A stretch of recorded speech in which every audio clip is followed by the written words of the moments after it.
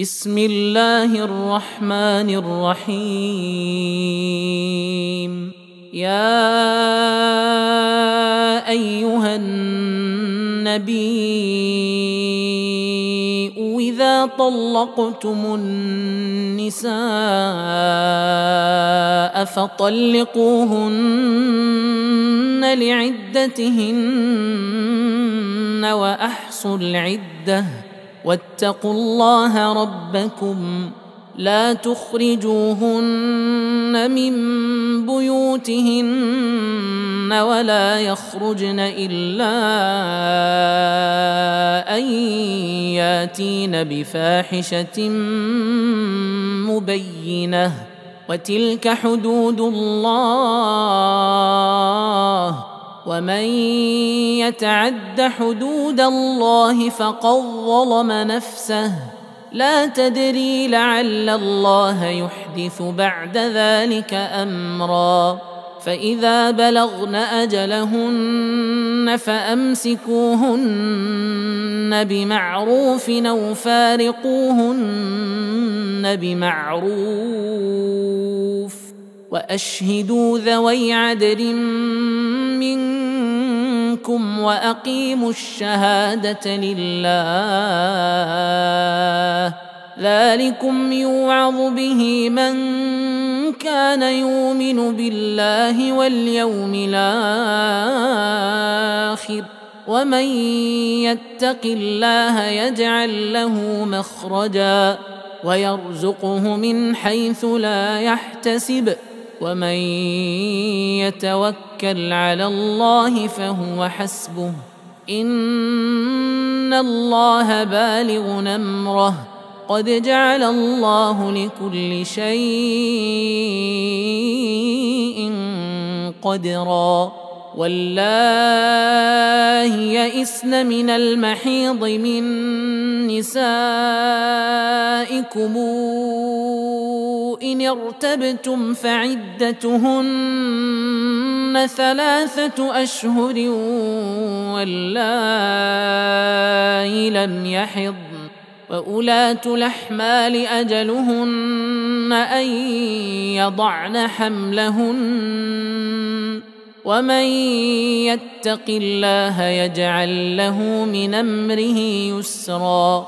ذلك أمر الله أنزله إليكم ومن يتق الله يكفر عنه سيئاته ويعظم له أجرا. أسكنوهن من حيث سكنتم من وجدكم ولا تضاروهن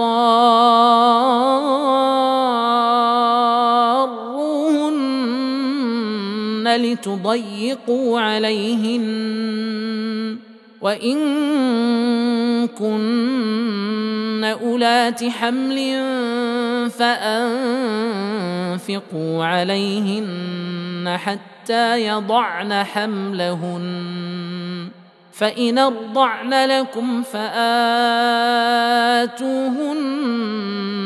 أجورهن واتمروا بينكم بمعروف وإن تعاسرتم فسترضع له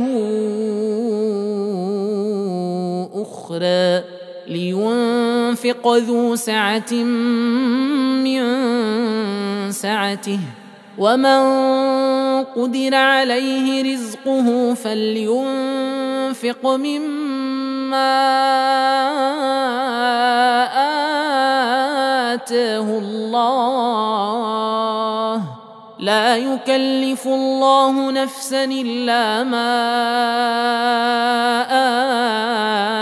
آتاها سيجعل الله بعد عسر يسرا.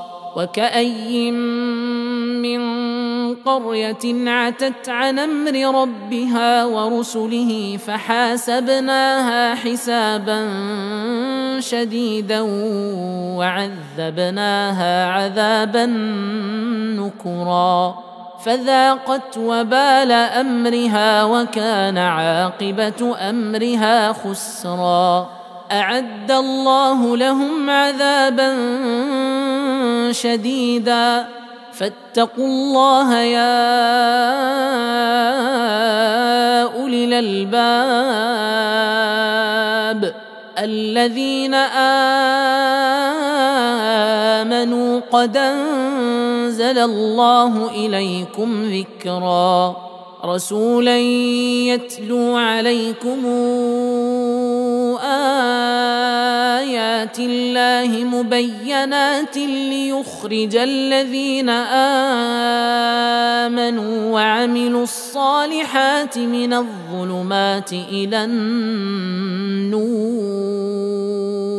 ومن يؤمن بالله ويعمل صالحا ندخله جنات تجري من تحتها الأنهار خالدين فيها أبدا قد أحسن الله له رزقا. الله الذي خلق 7 سماوات ومن الأرض مثلهن يتنزل الأمر بينهن لتعلموا أن الله على كل شيء قدير وأن الله قد حاط بكل شيء علما.